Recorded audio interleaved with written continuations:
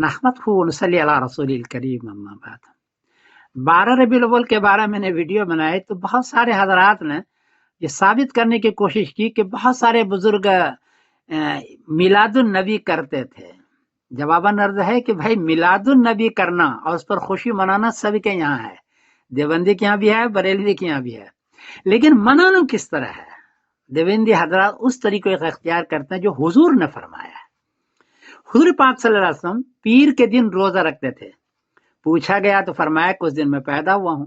تو حضور پاک صلی اللہ علیہ وسلم اپنی پیدائش کی خوشی میں یا اپنی پیدائش کے اوپر روزہ رکھ کر کے کرتے تھے پیر کے دن۔ میں حدیث پڑھ دیتا ہوں، سوئلہ عن صوم یوم الاثنین قال ذاک یوم ولدت فیہ، کہ پیر کے دن روزے کے بارے میں پوچھا تو فرمایا میں اس دن پیدا ہوا ہوں۔ مسلم شریف 1162۔ تو روزہ رکھ کے کریں۔ دوسری حدیث ہے کہ حضرت موسیٰ علیہ السلام کو کامیابی ملی تو وہاں بھی آپ نے خوشی ملی تو روزہ رکھنے کا حکم دیا۔ حدیث ہے بخاری شریف کی، فرمایا فانا احق بموسیٰ منکم فصامہ وامر بصیامہ، بخاری شریف 2004۔ فرمایا کہ موسیٰ علیہ السلام کے قوم زیادہ حقدار نہیں، ہم زیادہ حقدار، اور روزہ رکھنے کا حکم دیا۔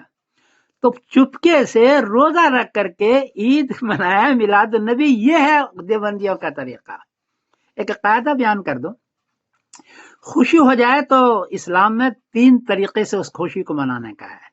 یا تو 2 رکعت نماز پڑھے جیسے عید اور بقرعید پر ہے، یا پھر قربانی کرے جیسے کہ حج کے موقع پر ہدیہ دیتے ہیں کامیابی کے بعد، اور یا پھر روزہ رکھیں جیسا کہ موسیٰ علیہ السلام کے سلسلے میں یا نبی کریم صلی اللہ علیہ وسلم کے پیدائش کے سلسلے میں۔ تو یہ کریں آپ، اور چپکے سے کریں۔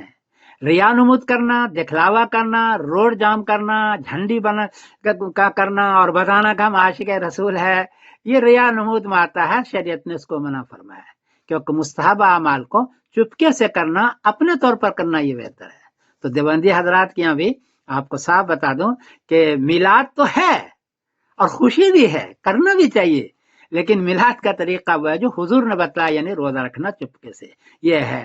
تو یہ آپ بھی کریں، میں اس پر خوشی ہوں۔ میں سمیر الدین قاسم بول رہا ہوں مانچسٹر انگلینڈ سے، کوئی غلطی ہوئی تو معاف کیجیے گا۔